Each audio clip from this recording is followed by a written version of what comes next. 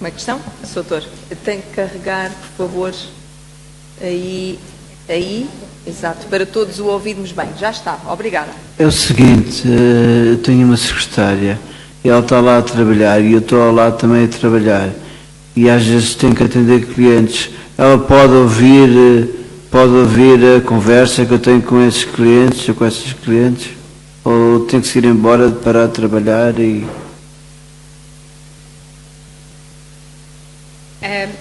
Doutor, se está num espaço em que a sua secretária tem acesso às suas conversas telefónicas, é óbvio que ela pode continuar a trabalhar no regime em que tem trabalhado até agora. Aquilo que terá que ter é uma cautela acrescida, no sentido, eu fui sempre muito afortunada com as minhas secretárias, não precisava de lhe dizer, olha, cautela, que isto, o que se passa aqui, fica aqui. Até porque eu tenho a questão da confidencialidade, mas tinha o cuidado de lhe dizer, eu tenho, mas também têm, mas nunca precisei de o fazer. Há aqui, na questão da confidencialidade e da proteção dos dados pessoais dos nossos clientes, há também uma questão de bom senso, e eu creio que há que apelar a isso. Por isso eu tranquilizava o Soutor e dizia, continuar a trabalhar assim, mas dar uma pequena chamada de atenção. Está bem, obrigado. Por favor. Boa tarde. Uma pequena pergunta. Imagina um caso em que uma pessoa faz uma queixa contra, seja com quem for. É um processo criminal. A testemunha vem e presta declarações perante a polícia ou perante o DIAP. A testemunha diz o seu nome, cartão de cidadão, os seus dados pessoais. Sucede, porém, o queixoso quer usar essa declaração feita pela testemunha num processo civil e pede ao Ministério Público uma fotocópia dessa declaração. O Ministério Público diz que não dá por causa da proteção de dados, não pode dar essa fotocópia. Como é que essa pessoa agora pode usar essa informação que pode ser útil num processo civil? Isto aconteceu agora no Ministério Público num processo em Sintra. Portanto, o queixoso quis obter a declaração que essa pessoa prestou, a testemunha prestou na polícia, para usar no outro processo, e o Ministério Público recusa a dar. Como é que resolve esta situação?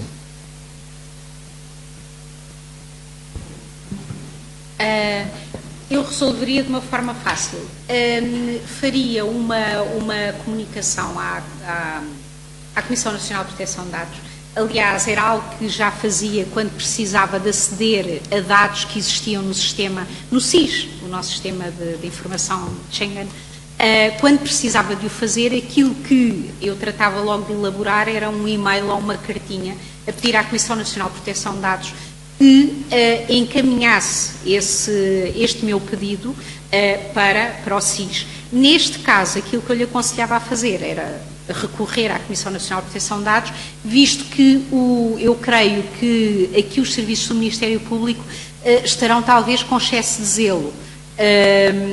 Ou então ainda não houve lá uma formação de Regulamento Geral de Proteção de Dados, porque os dados são do próprio titular,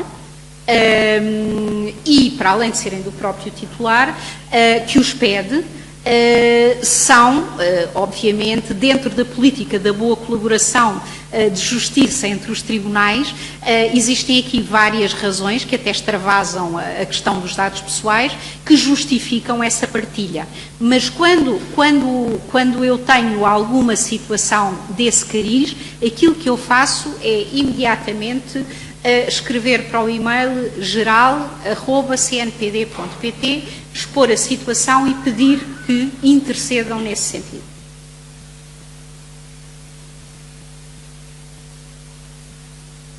Obrigadíssimo. Algum colega? Diga, doutora. O endereço de e-mail. É o geral@cnpd.pt.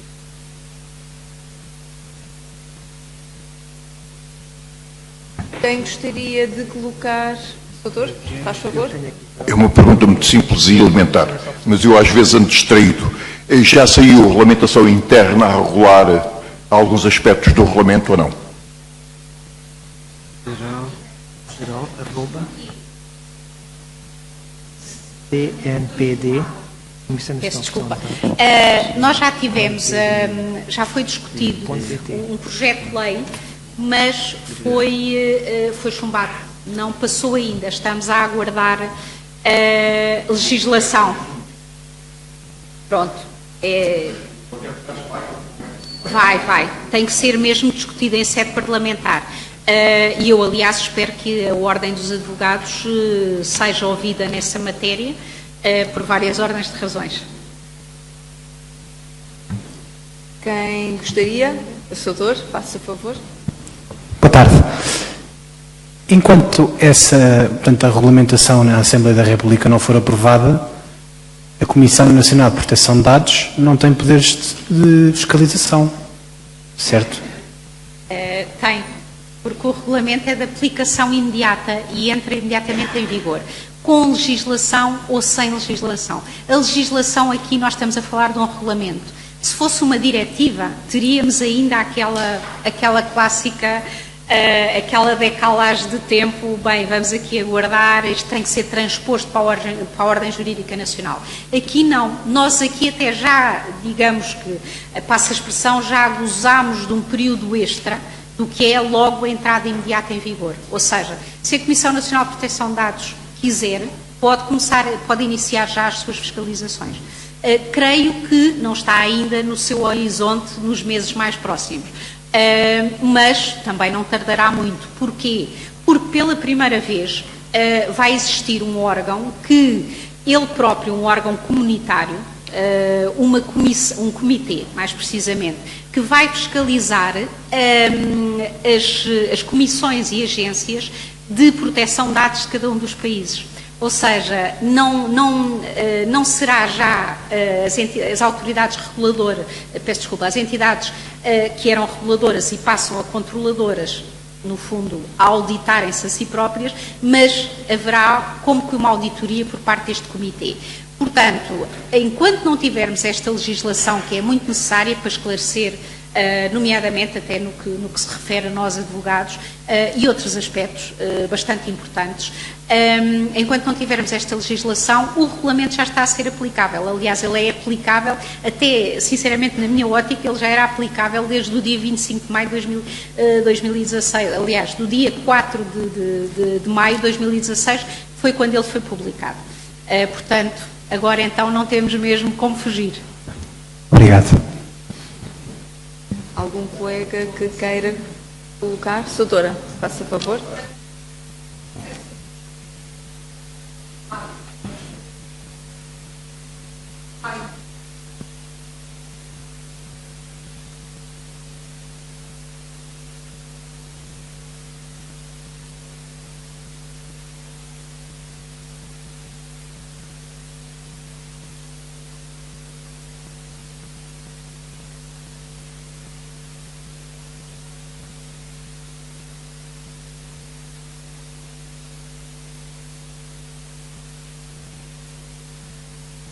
Prometo que já deixo aqui o foco mediático, a atração pelos microfones. Mas eu respondo já a essa e depois remetemos as outras duas ali para o Dr. Nuno. Senão ele ficava aborrecido comigo. Nessa situação, eu acho que aquilo que temos que ir mais além, ou seja, o que é que eu aconselho a fazer?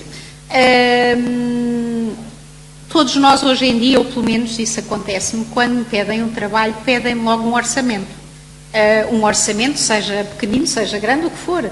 Ou diga-nos lá quanto é que isto é, ou quanto é que isto vai custar, quanto tempo vai demorar, e acrescentando, ou quanto é que isto nos vai custar, ou quanto é que isto vos vai custar, o que é que eu preciso em termos de elementos. Eu acrescentarei isto. É aquilo que eu acho que se deveria fazer enquanto advogados. Acrescentar uma frase a dizer que os dados pessoais que nos são transmitidos pelo nosso cliente, e atenção que isto não é uma questão, volto a dizer, isto não se confunde com a confidencialidade ao qual estamos obrigados pelos estatutos, é a proteção de dados.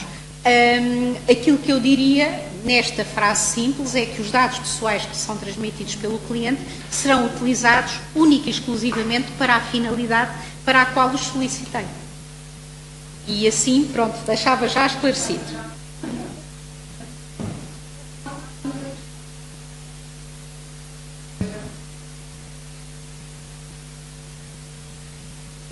Às vezes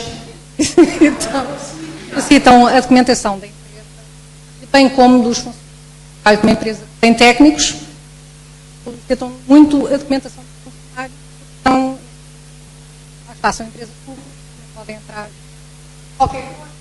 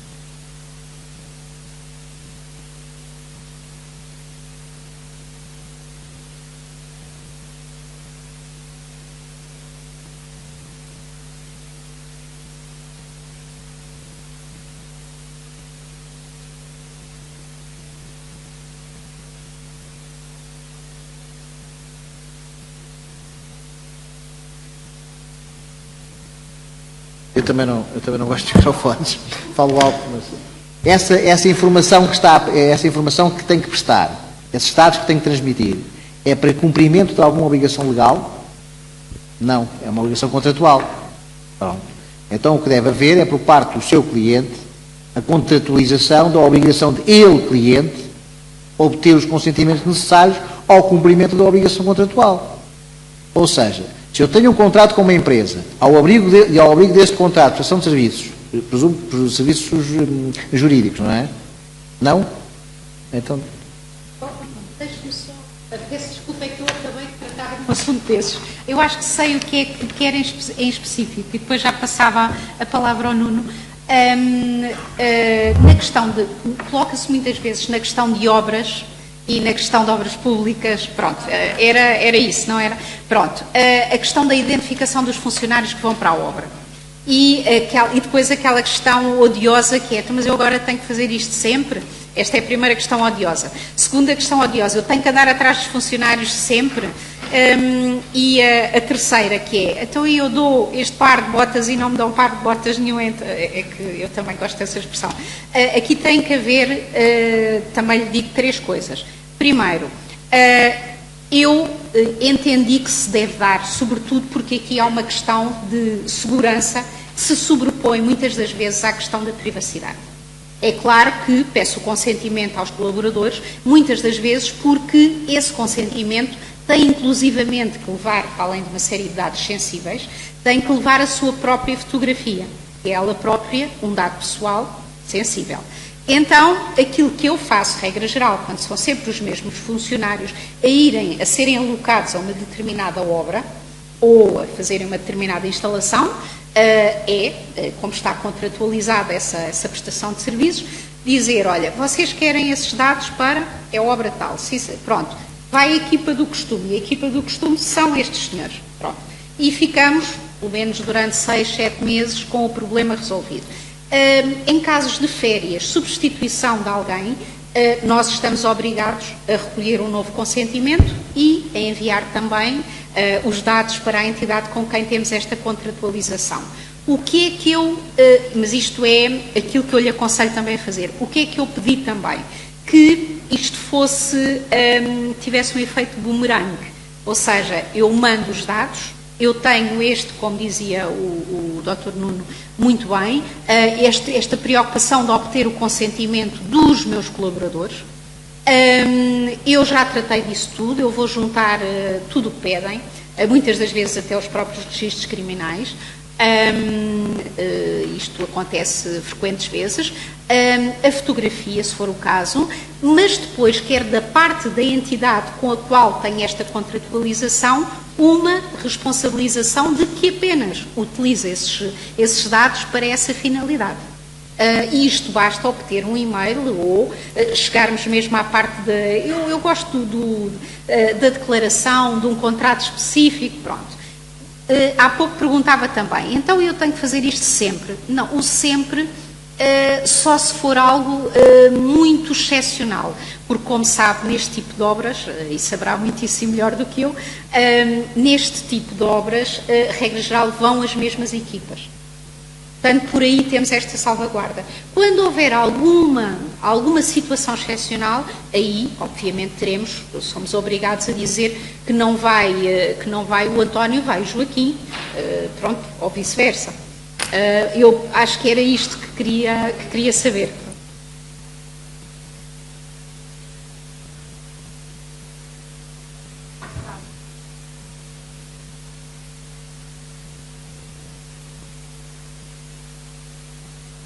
Desculpa.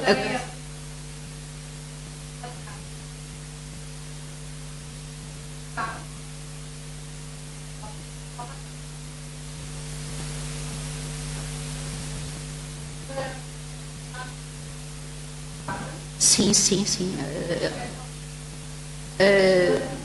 Sim, queixa ou reclamação. Aliás, eu começaria, neste caso, que tipo de contratualização é que têm com a seguradora em questão? É que não se ouviu bem a pergunta.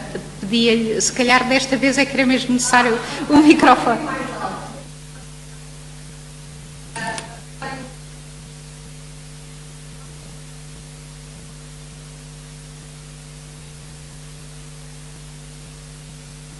Seguradora.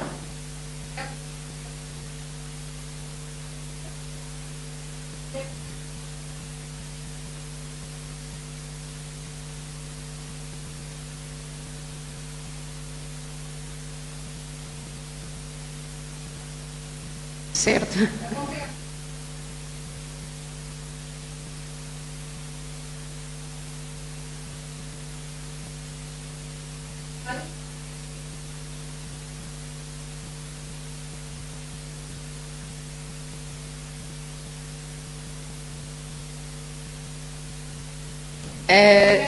Explicou-se lindamente, já percebi.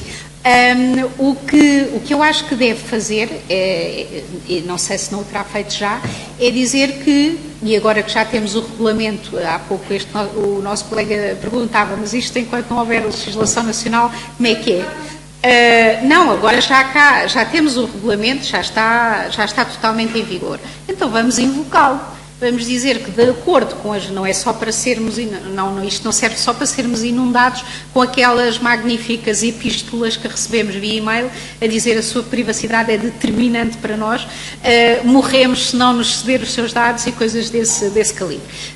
Aquilo que eu acho que deve fazer é, em primeiro lugar, dizer que, ao abrigo do Regulamento Geral de Proteção de Dados, Regulamento 2016-669, vem perguntar ao Data Privacy Officer, em português um bocadinho traduzido assim ao lado para encarregado de proteção de dados, uma explicação porque está muito preocupada com a questão de um dado pessoal sensível, que é o número da sua conta, e, sobretudo, da forma indevida como foi utilizada.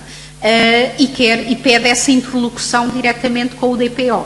Pronto, isto será o primeiro passo. Se não resultar por aí, terá que recorrer exatamente à entidade controladora, que é a Comissão Nacional de Proteção de Dados. Mas eu creio que assim que fizer esse e-mail ou essa carta, responderão com muita brevidade. Porque as seguradoras, como sabem, são aquele universo de entidades que mais dados pessoais trata e dados pessoais sensíveis. porque trata de dados financeiros, como deu agora o exemplo, dados de saúde e todos os outros dados, ou seja, há ali um mundo de dados.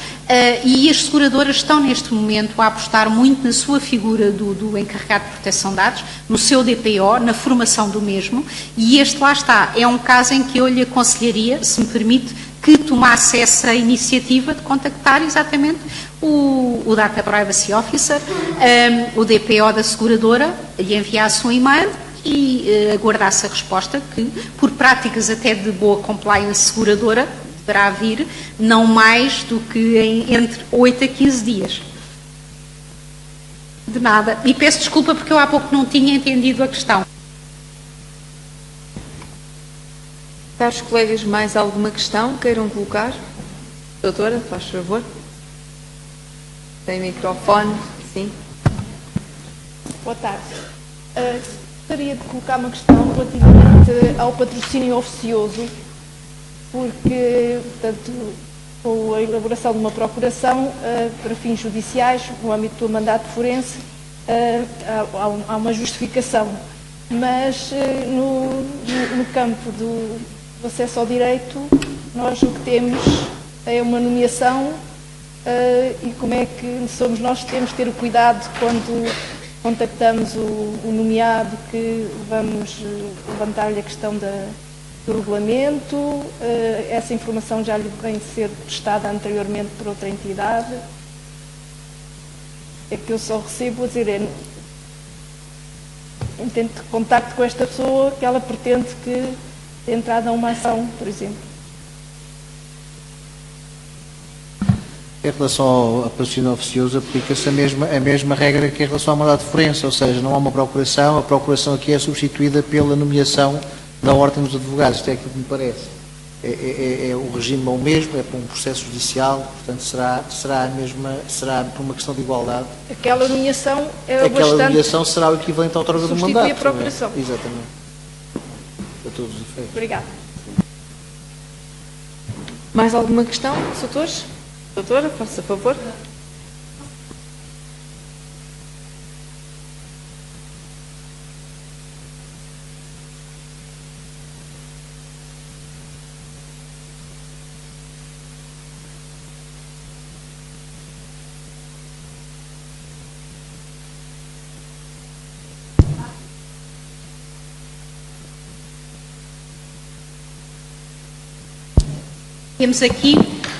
Temos aqui vários conceitos. Temos o advogado enquanto subcontratante, que está a lidar com os dados do seu cliente.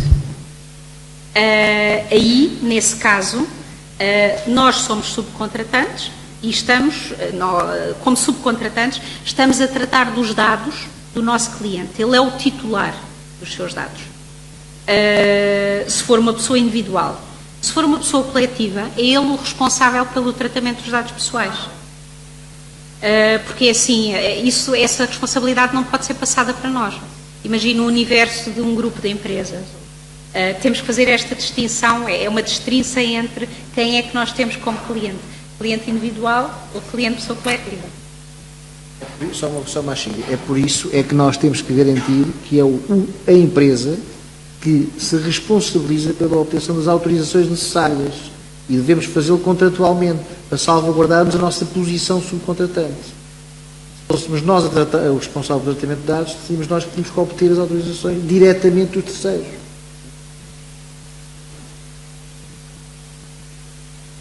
Alguma questão, doutor? Faça favor. Boa noite.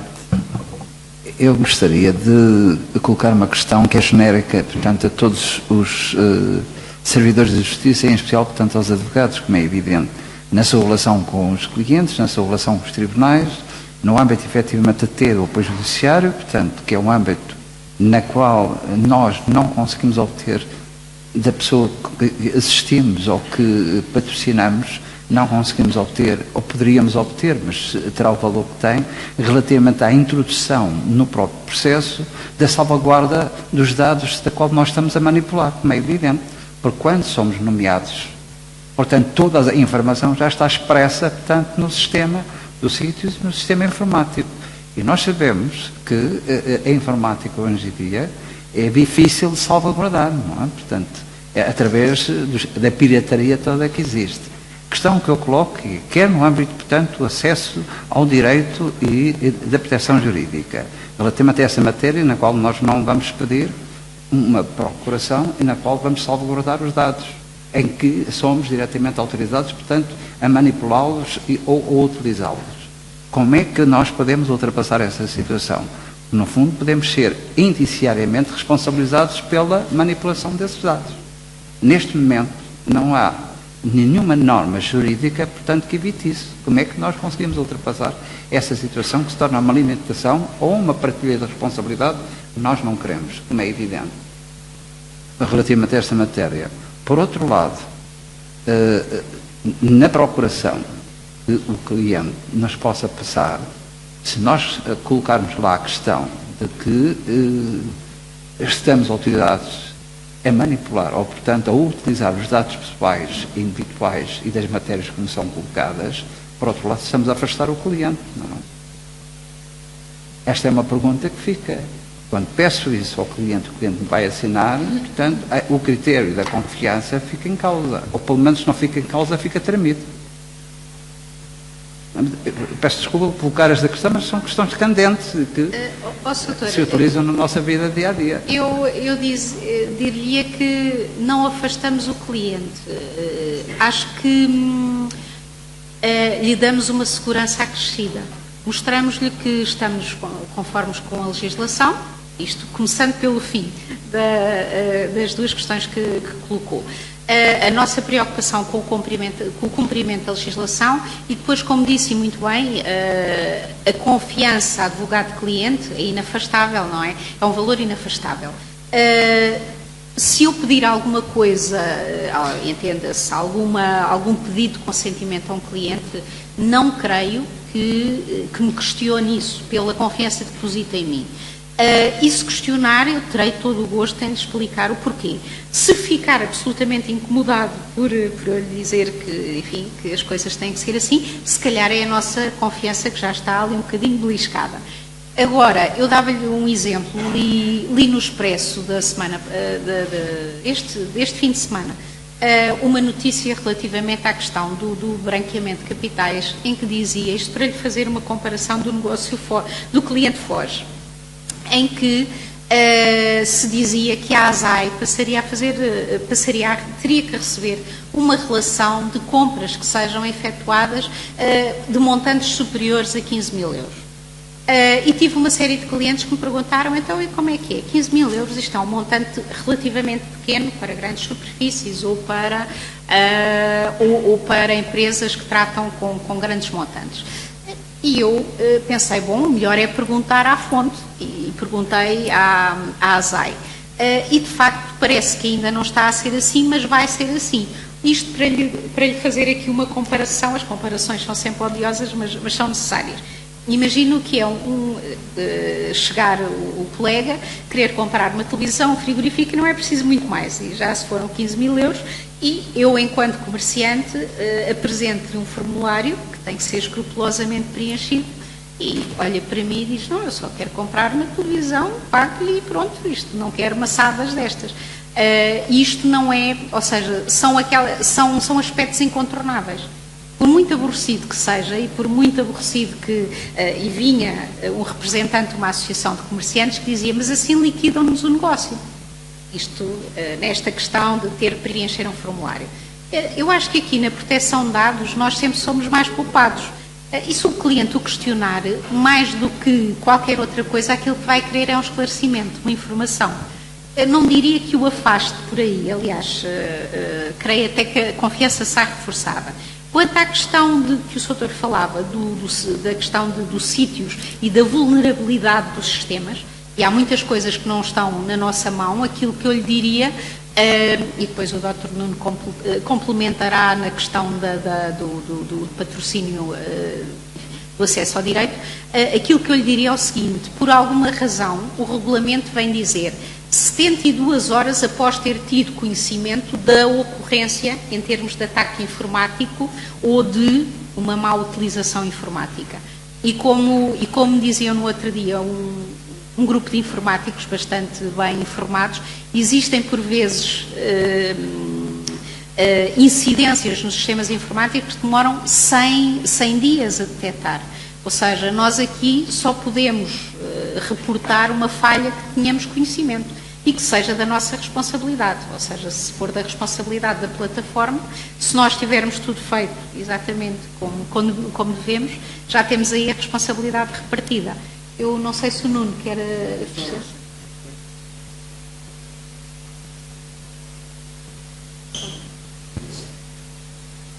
A questão da nomeação.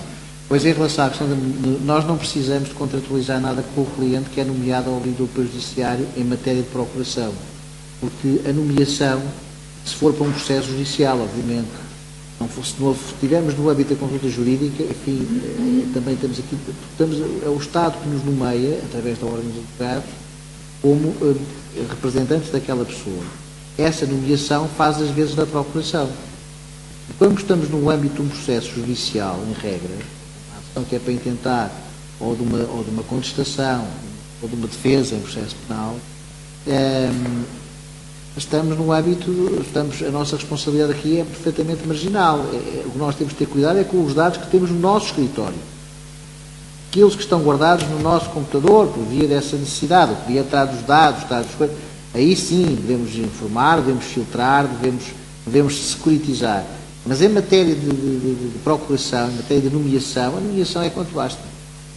Aí não temos que dizer nada. Aí presume-se que o tratamento que fazemos dos dados dos clientes são os necessários para aquele fim para o que fomos nomeados. Não precisamos de mais questões. Quanto ao sítio, pois o sítio já é um problema do sítio, não é? Nosso é só aquilo que se passa dentro da nossa casa. A nossa responsabilidade termina no nosso computador, no nosso servidor, na nossa plataforma, temos de escritório.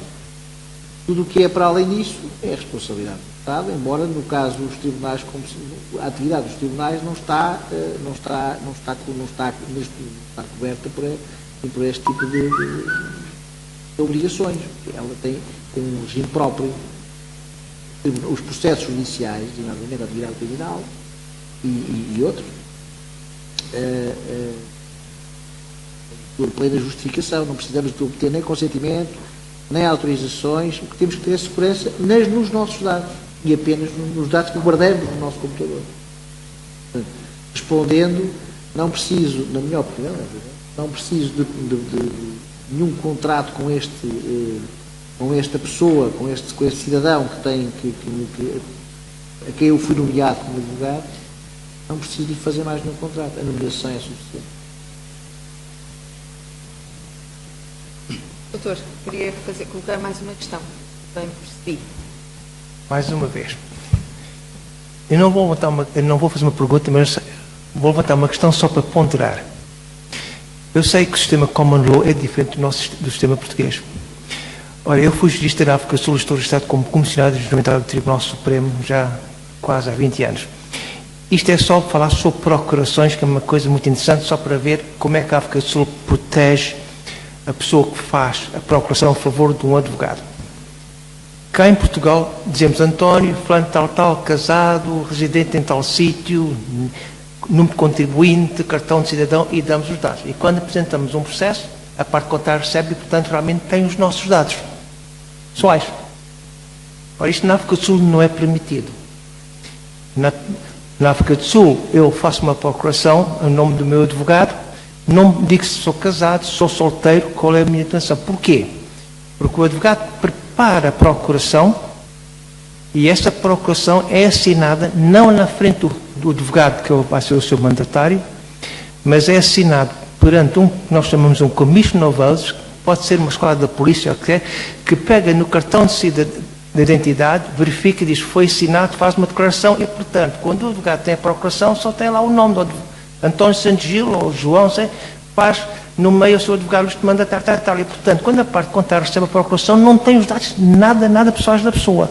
E isto cá é uma situação que deve ser ponderada, porque de vez em quando a parte contrária recebe a procuração e mais no futuro tem os dados pessoais e usa para fazer as asneiras que deve fazer. Isto é uma coisa curiosa que em Portugal devia ser ponderado. Era só para levantar esta questão muito curiosa. Aliás, no próprio processo judicial, quando faz uma peça processual, o doutor tem que pôr a identificação da outra parte, em regra, quer nos sítios, quer no citado, tem que pôr o nome, a morada e o número de identificação fiscal da parte requerida ou da parte requerente. E isso também permite ao mandatário da outra parte, se ele assim quiser, obter informações sobre o seu cliente que estão para além daquilo que do âmbito do processo.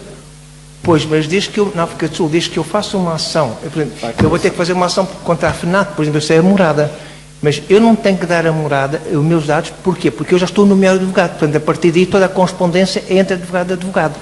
Portanto, isto tudo é muito interessante, porque na África do Sul essa parte é proibida. Eu não posso pôr, é claro, se eu for burro, se eu posso dar esta expressão, que é pôr os meus dados, posso, mas eu não sou obrigado a pôr isso, porque a procuração é eu, fulano tal, nomeio meus advogados da empresa tal, e esse documento é assinado numa escola da polícia, ou até os bancos têm autorização para serem commission of votes, ou eu posso ir um outro advogado, quer dizer, eu não posso assinar em frente do meu advogado, mas posso assinar em frente de outro advogado.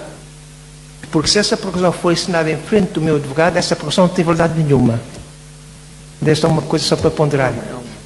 Sr. Doutor, eu até lhe sugeria o seguinte, essa matéria é tão interessante e em termos de direito comparado nós precisamos de facto de beber imensa experiência porque não temos, que escrever só um artigo porque é de facto uma experiência muito, muito rica.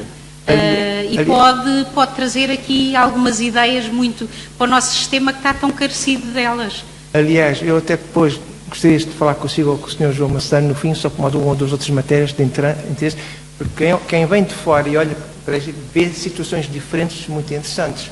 Claro. Portanto, eu depois falo consigo. Acho que sim.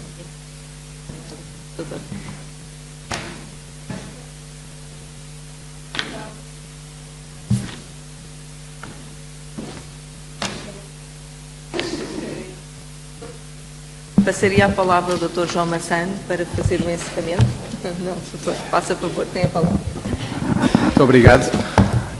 Então, resta-me agradecer à doutora Leonor Chastre, ao Dr. Nuno Gonçalves, que naturalmente superaram as expectativas como é habitual, e agradecer a vossa presença, desejar-vos a todos umas boas férias e esperar ver-vos, se puderem, antes das férias, no Conselho Regional ou noutra delegação perto de vós, ou então em setembro aqui na delegação de Oeiras. Umas boas férias a todos. Muito obrigado por terem vindo.